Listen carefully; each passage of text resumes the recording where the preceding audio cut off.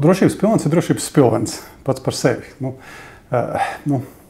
Kā lai to labāk noraksturoju? Tas ir buferis nebaltai dienai. Ja? Tā droši vien varētu apzīmēt. Skaidrs, ka ir kaut kādi neprognozējamie riski. Es nezinu, kaut kādas slimības vai kaut kādas neprognozējamas vajadzības, sasists auto vai kaut kas tāds, kas, protams, var palīdzēt tikt tādām mini krīzītēm pāri. Ja? Un tām visām ir domāts drošības spilvens. Bet kaut kādā plašākā kontekstā es domāju, ka viņš kalpo drīzāk tādai varbūt mentālai veselībai, ja, tādam psiholoģiskam stāvoklim, jo viņš dod drusku brīvību drusku izvēlēties. Ja iestājās kaut kāda situācija, kad dzīvē jāizdara kaut kāds lēmums, tad drošības pilvens ir tas resurss, uz kur tu vari paļauties, lai šo lēmumu varētu izdarīt. Es nezinu, man varbūt nāk prātā, turbūt kaut kādā darba attiecībās, un tev nomainās priekšnieks, un tas priekšnieks tev galīgi nepatīk, tad tas drošības pilvens tev, dod to iespēju pateikt, ka tu tādos apstākļos negribi strādāt, un tev ir laiks, adaptēties un izdomāt, ko tu darīsi tālāk. Līdz ar to es domāju, ka tieši drošības pilvena tāda varbūt loma ir, mentālās veselības spēcīgums, varbūt tā es varētu nosaukt, lai tu varētu prognozēt savus nākamos soļus. Es laikam pēc savas dabas vienmēr esmu bijis krājējs. Līdz ar to, laikam, man tāds jautājums laikam jau vispār nav pastāvējis. Viņš ir bijis jau kaut kur ielikts ļoti, ļoti agri. Un es, starp citu, domāju, ka varbūt tas pat ir noticis jau agrā bērnībā ar manas mammas palīdzību. Kaut kā man stāv atmiņā tā cūciņa, kur tika mesti rublīši, kas palika, vai kapēciņas, kas palika pēc veikala apmeklējuma. Tie jau bija padomju gadi, ja, un tā cūciņa kaut kad tika sasista un tika nopirkts ritenis. Ja, un kaut kur šī struktūra manī jau tika ielikta diezgan agri, jo man liekas arī mana mamma bija ļoti rūpīga šajos jautājumos, vienmēr bija kaut kāds resurss, lai varētu atbalstīt savus bērnus un tā tālāk. Līdz ar to šis krājēja instinkts man ir bijis vienmēr. Es pat kaut kādīgi varētu pat atcerēties kaut kāds droši vien momentus dzīvē, ja, kad bija kaut kādas naudas reformas pārmaiņas, kad mainījās no rubļiem uz repšiem un no repšiem uz latiem, un tad bija kaut kāds tas periods, kad vajadzēja nomainīt tās naudas, iet uz banku un tā tālāk. Tad, protams, tad arī manā vietā vecāki manēja, un tad man likās, ka man ir drusku vairāk naudas nekā viņiem, ko samainīt. Līdz ar to es jau ļoti, ļoti agri biju, kā lai saka, krājējs, tā to varētu nosaukt, disciplinēts krājējs. Es esmu kaut kādīgi, bijis ļoti, ļoti apzinīgs šajos jautājumos, arī, jo, man liekas, arī no savas pirmā darba. Es nevaru saprast, es nezinu, no kurienes es nāku, bet man ir kaut kāds tāds priekšstats vienmēr, kad vismaz tā minimālā programma ir tāda, kad ir jānoliek malā vienmēr 10% no saviem ienākumiem. Godīgi sakot, es pats pat varētu teikt, ka savā praksē droši vien tie pat ir bijuši 20%, pat līdz 20% nebaltai dienai, un tam nav bijis pilnīgi absolūti nekāda sakara ar, ienākumu apjomu. Arī, kad es beidzu skolu un sāku savu pirmo darbu strādāt, nebija nekāda milzīgie ienākumi, arī kaut kādi 300-400 eiro, bet arī no tiem es pieļauju, ka diezgan liela procenta man izdevās atlikt, jā. Es nedomāju, ka tas atkarīgs no profesijas, kurā tu strādā. Tā, kad es sāku krāt un sāku strādāt, tad pilnīgi noteikti es neasociējos ar finansistu vai baņķieri vai kaut ko tādu. Es strādāju Arsenāla dokumentālo kino forma, ik 2 gadu projektos, un arī no tiem ienākumiem es kaut kādu daļu atliku. Es domāju, ka tam nav nekāda saistība ar profesionālām zināšanām vai to, kas ir iemācīts augšskolā. Es domāju, ka tam ir lielāka saistība ar raksturu un cilvēku attieksmi pret savus, kā lai saka, drošību vajadzībām vai prognozējumību. Tā. Es domāju, tas atkarīgs no cilvēka rakstura. Uzkrājuma neesamība izveidojās cilvēkiem, kuri ir daudz azartiskāki, ja, kuri iesaistās dažādās biznesa idejās un iniciatīvās, un līdz ar to viņiem pastāv lielāks risks, ka viņš, to naudu var pazaudēt. Bet te pašā laikā arī nevar noliekt, ka, tādiem azartiskiem cilvēkiem viņiem viņiem nezinu, izmantojot visus savus uzkrājumus, paņemot savu vecāku uzkrājumus, savu radinieku un draugu uzkrājumus un ieguldot savu biznesa idejā, arī šis tas izdodas un iespējams viņi var daudz vairāk sapelnīt nekā krājot no algas. Tā kā tādas situācijas, protams, arī nav izslēgtas un viens stāsts ir bijis ļoti veiksmīgs. Bet tas ir atkarīgs arī tiešām no cilvēka dabas, un es arī domāju, ka tie azartiskie uzņēmēji arī, es domāju, ka drīzāk par tādiem piedzimis nekā dzīvē izveidojās, ja tos raksturs īsti nevar tādā veidā izveidot. Domāju, ka tas ir iedzimts raksturā. Arī manā dzīvē es varu teikt, ka droši vien kaut kāds diezgan agrīni jaunībā izveidots drošības pilvens ir palīdzējis arī mums sākt ar draugiem pirmo mūsu uzņēmējdarbības lietu 20 gadus atpakaļ. Mēs sākām ar galda spēļu biznesu, prāta spēles nodibinājām, un arī tur vajadzēja ieguldīt nedaudz līdzekļus, lai saražot pirmos 2000 katans ieceļotājus un atvest viņus uz Latviju un iztulkot un palaist to visu. Arī tādā ziņā varbūt es esmu spēju šos uzņēmējdarbības soļus, bet manā dzīvē jāsaka, viņi nav bijuši pārāk veiksmīgi. Es esmu bijis veiksmīgāks krājējs nekā biznesmenis, droši vien tā varētu nosaukt. Jā. Jā. Man tādā ziņā, protams, kad tas drošības pilvens manā dzīvē ir protams, audzis ar gadiem un manu profesionālu attīstību un maniem ienākumiem un, protams, arī ar to laiku, ko jau es esmu, teiksim, tur, veltījis kaut kur krājot un ieguldot. Tas man ir, protams, palīdzējis kaut kur, kaut kādos izšķirošos dzīves mirkļos izdarīt kaut kādus lēcienus, ko es bez šī drošības pilvena nevarētu izdarīt. Arī pat godīgi sakot, ir varbūt manas pēdējās iestrādes, kuras, teiksim, maina pilnībā savu darbības lauku no finanšu nozares, kuras es 25 gadus pavadījis uz medicīnas nozari. Arī, kā lai saka, es arī jau ienāku kaut kādā drusku savādākā lomā šeit, un tas drošības pilvens man ir palīdzējis ienākt. Iespējams, es tikai kā darbinieks neienākt šajā lomā, visu man drošības pilvenu, un tas man ir ļāvis izdarīt lielāku lēcienu, lielāku mēģinājumu. Jā. Skaidrs, ka man ir izstrādājusies jau pietiekami disciplinēta rutīna. Es zinu savas izmaksas diezgan prognozējami, jo, varētu teikt tā, ikdienas izmaksas. Tādā plāksnē, es zinu, cik man, teiksim, jāatlicina naudiņa bērnu skolām, ja? Es zinu, cik man aptuveni ir, teiksim, komunālie maksājumi, es zinu, cik mums ir, teiksim, kaut kāds ģimenes, teiksim, tur budžets attiecībā, teiksim, uz ēdienu vai kaut kādiem mūsu iziešanām ārā un tā tālāk. Tas viss man ir diezgan skaidrs aptuveni, jau izstrādājies ar gadiem. Diezgan regulāra budžeta sastāvdaļa ir man tiešām pensija 3. līmeņa iemaksa. Es esmu viens no tiem, kurš arī ir aktīvs pensiju 3. līmeņa pakalpojumu izmantotājs, un priekš manis tas ir bijis viens no tādiem visvairāk izmantotiem krājrīkiem manā dzīvē.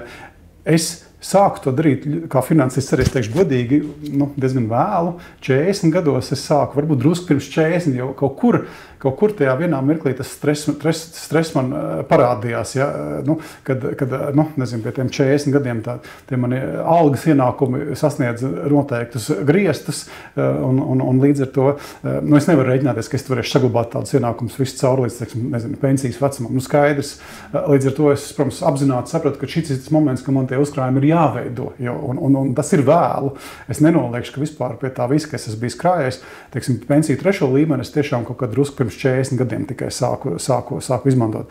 Bet tur es esmu bijis ļoti disciplinēts, un katru mēnesi kopš, 39 gadiem, kā alga ienāk, tā nākamajā dienā man aiziet maksājums uz pensiju 3. līmeni. Un es ļoti priecājos redzot, ka viņš aug. Izejot no tā kā pēdējo, teiksim, mēnešu konteksta, ja, kur, teiksim, kaut kādi valdības lēmumi ir pārvirzīti no pensiju 2. līmeņa kaut kādu procentu uz pensiju 1. līmeni, kas, protams, nākotnē samazina pensiju 2. līmeņa uzkrājumu apjomu. Tas, protams, kā lai saka, pensiju 3. līmenis ir kompensējušais mehānisms. Ja? Jo es nezinu, cik daudz, teiksim, tas visiem ir skaidrs, bet pensiju līmeņa ilgtspēja ir galvenā diskusija, ko vajadzēja izveikt pie šī lēmuma, ja? Kad tika novirzīts 1% samazinājumu pensiju 2. līmenī, jo pensiju 1. līmeņa ilgtspēja ļoti būtiski samazināsies pēc gadiem 15, 20, un manas paudzes cilvēkiem, kad viņi dosies pensijā, viņi nevar paļauties vairs uz pensiju 1. līmeņa pietiekamu izmaksu apjomu, jo maksātāju vai, teiksim, darbspējīgo cilvēku skaits Latvijā būs būtiski mazāks. Līdz ar to iespēja izmaksāt pensiju 1. līmeņa, teiksim, pensijas tādā apjomā, kā iespējams, teiksim, mūsdienu pensionāri saņem, vienkārši nebūs iespējams. Ja? Un pensija otrais līmenis ir, protams, svarīgs, bet viņš arī nav tik materiāls, ka var paļauties uz otrā pensija līmeņa kapitālu, lai, teiksim, plānot savas vecumdienas. Līdz ar to es nezinu, vai tas tā kā ir visiem skaidrs apziņā vai nav skaidrs, bet es gribētu teikt, ka ļoti daudz mana vecuma un jaunākiem cilvēkiem ļoti daudz ir viņu pašu rokās, ja, kā izskatīsies viņu vecumdienas, un ļoti daudz atbildības ir viņu pašu rokās tagad. Līdz ar to, protams, mans ieteikums ir laicīgi domāt par to, jo nekādas brīnuma no viņas šajā jautājumā nebūs. Nebūs tā, ka valstī parādīsies tāda nauda pēc 20 gadiem vai 30 gadiem, kur vienkārši izmaksās pensijas un varēs labi dzīvot. Tas ir mīts, tā nebūs vienkārši. Bet šī atbildība ir tagad, un jo ātrāk tu sāks par to domāt, jo ātrāk rūpēsies, jo, protams, labāk. Godīgi runāt, ir tikai viena formula, un tā formula ir tērēt mazāk nekā tu nopelni. Un godīgs, ko man jāsaka, visas dzīves garumā. Ja tu dabū algas pielikumu, tas nenozīmē, ka tu aizbrauc uz salonu un nopērc stipri labāku mašīnu un nosinot šo algas pielikumu, zinot to, ka tu varēsi atļauties nākamos, 24 mēnešus, to mašīnu izmaksāt. Tas, laikam, nebūtu mans ieteikums, ko darīt. Es teiktu, ka tā galvenā formula, kuru vajadzētu dzīvē izkopt, ir mēģināt tērēt drusku mazāk nekā tu nopelni. Un tos 10% neatkarīgi, vai tu nopelni 500 eiro vai 1000 vai 10 000, vismaz tos 10% atlicināt kaut kādas formas uzkrājumam. Tam nav jābūt obligāti pensiju trešam līmenim. Tas var būt vienkārši ieguldījums indeksu fondā. Nezinu, ir cilvēki, kas ļoti veiksmīgi gadiem iegulda S&P 500, kas ir Amerikas akciju indeksu fonds, vienkārši iegulda 10% iegulda šajā indeksā.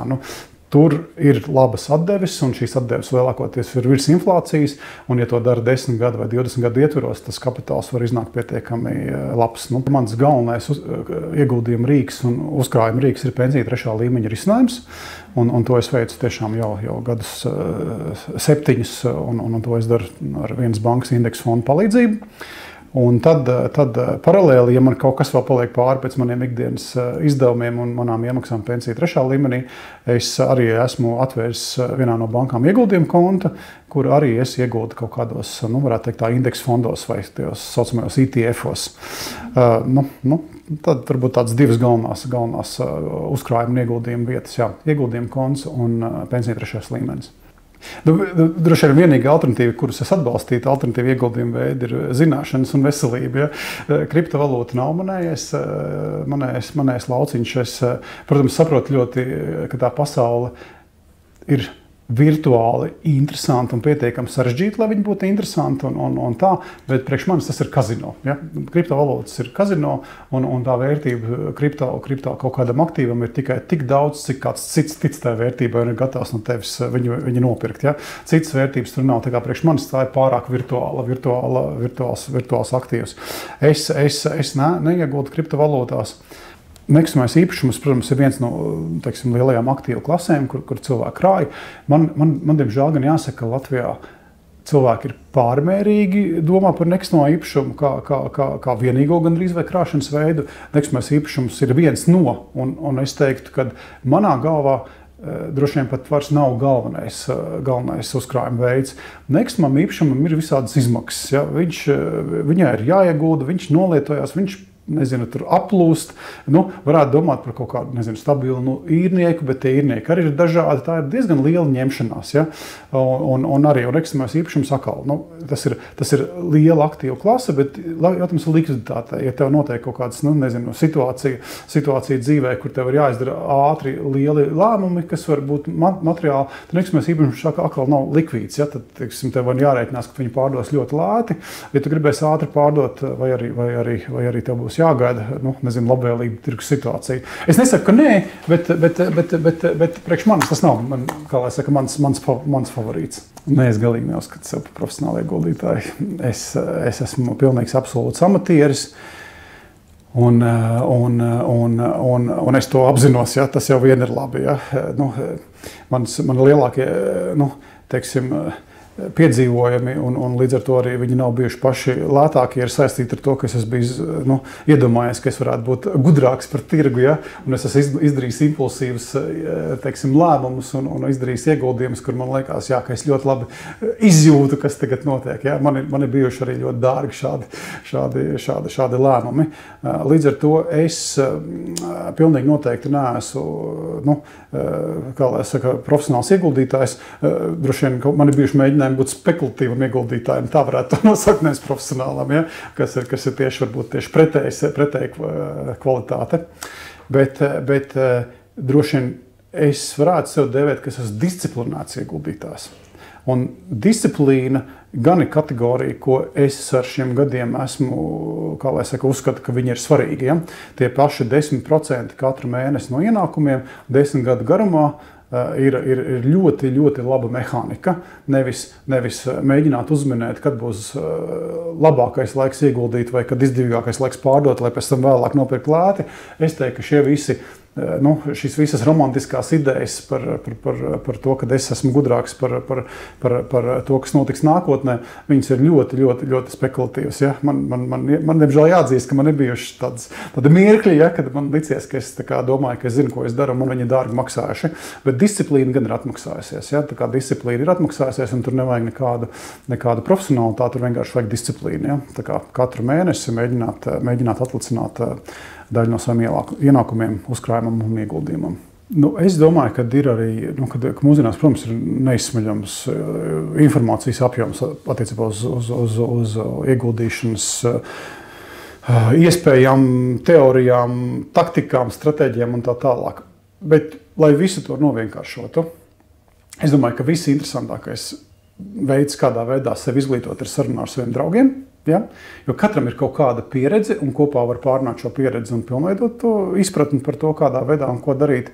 Es, starp citu, pats arī mācos visvairāk no saviem kolēģiem un Svedbankas bijušiem kolēģiem. Un arī es domāju, ka tas laikmets arī mainījies, ka mēs īstenībā vairs tā kā nekaunējamies, kā lai saka, aprunāties, ja, teiksim, kur tu ieguldīsi, ar kādiem rīkiem tu esi ieguldījis vai kuros fondos tu esi ieguldījis. Man liekas, ka tā paudžu māja arī notikusi padomju laikā, varbūt bija drusku nepieklājīgi runāt par naudu. Arī manā ģimenē nekad ar saviem vecākiem šādas tēmas netika cilātas, bet man liekas, ka tie laiki ir mainījušies, un tas nav nekas tāds. Nav jau jārunā, kā lai saka, tieši konkrēti, cik kam ir nauda, ne par to ir stāsts. Viens var ieguldīt 1000 eiro, viens var ieguldīt 10 000 eiro, un katram godīs, ko teiksim, tas saturs un tās pārdomas var būt vienādi aktuāls, ja? Neatkarīgi no tā apjoma, cik ieguldi. Savukārt, kādā veidā to izdarīt un kur ieguldīt, es domāju, ka vajag runāt ar saviem kolēģiem, ar tiem cilvēkiem, kas strādā bankā. Viņiem noteikti ir drusku vairāk informācija un tā tālāk. Tas ir mans varbūt viens no, teiksim, tādiem, varbūt veidiem, jā, kas saviem draugiem, arī saviem vairo līdzdibinātajiem kolēģiem mēs apspriežamies, vienīgi parunājamies, nezinu, rīki arī, komisijas un tā tālāk. Otrs, man liekas, arī, lai pārāk nesarežģītu šo situāciju tiem, kam interesē šī ieguldīšanas tēma, ja, vai investēšanas tēma angliski, arī ir pilns LinkedIn un pilns Instagrams, ja, un ir ļoti arī interesanti konti, kur cilvēki vienkārši arī stāsta par to, ja tu rīkotos šitā, tad kāds būtu, teiksim, tas efekts, un līdz ar to tas palīdz tādu uzkonstruēt pasauli, kas ir pareizā uzvedība, ja, un šī pareizā uzvedība ļoti daudz būs saistībā ar to, kad vajag izvēlēties indeksu fondus, vajag izvēlēties disciplinētas lēmumus attiecībā uz ieguldīšanu un tā tālāk. Nekādas šausmīgās zinātnes nav, jo viss tā pārējā literatūra, tā dziļā, tomēr tad tev ir jābūt, es nezinu, kaut kādam tur brokerim, kaut kādā lielā investīcija bankā, kaut kur Londonā, Frankfurtē vai Ņujorkā, un tad tev ir, teiksim, tur, nezinu, visādi algoritmi, tur dati, apstrādi un viss kaut kāda informācijas kanāli, kur tu seko līdz lieliem notikumiem pasaulē, un tad tu mēģini tur prognozēt, kā tur, teiksim, tas attīstīsies. Tas nav priekš normāli cilvēku, parasti cilvēku, tas nav vajadzīgs, un arī es tāds neesmu, un tas vienkārši nav vajadzīgs. Bet vienkārši uzbūvēt to pasauli, ka tā ir viena dzīves sastāvdaļa, kur tu pats nekad nebūsi eksperts, bet ka tu vari izkopt savu pareizo uzvedību un arī izkopt veidā, starp citu, kas tev liekas interesanti, jo tā ir interesanta pasaule. Es domāju, ka tas ir pieejams pilnīgi visiem. Jā, es domāju, ka tas ir interesants hobijs. Ja? Mana mamma ir filozofijas doktore. Ja, visu mūžu nostrādājusi universitātē, pasniegusi filozofiju, rakstījusi. Bet viņai šausmīgi patīk tehnoloģijas. Ja? Viņai šausmīgi patīk Apple produkcija. Ja? Viņa ir bijusi vienmēr priekšā visiem ar to, ka viņa ir vienmēr arī, kā lai saka, liela daļa no saviem ienākumiem iztērējusi nopērkot, nezinu, labu kompjuteru, labu telefonu un tā tālāk. Viņai patīk šī pasaule. Un arī viņai ir kaut kāds neliels bijis kapitāliņš, kur viņa arī ieguldījusi savus, nezinu, 500 eiro kaut kādās, tech indeksa fondos. Ja? Un to viņi man zvana mēnesi apakaļ un saka, ko man darīt? Man ir jau 3,5 tagad. Es tur kaut kad biju, jā, tur bankā viņi man piedāvāja, man tā tehnoloģija patīk, es tur ieguldīju, viņi man saka, baigi pieauga. Viņi man saka, pārdot tagad, ja? Ko man darīt? Es saku, ja tev to naudu nevajag, kam tev pārdot? Tas ir tavs, kā lai saka, ieguldījums, lai viņš turpina tur augt.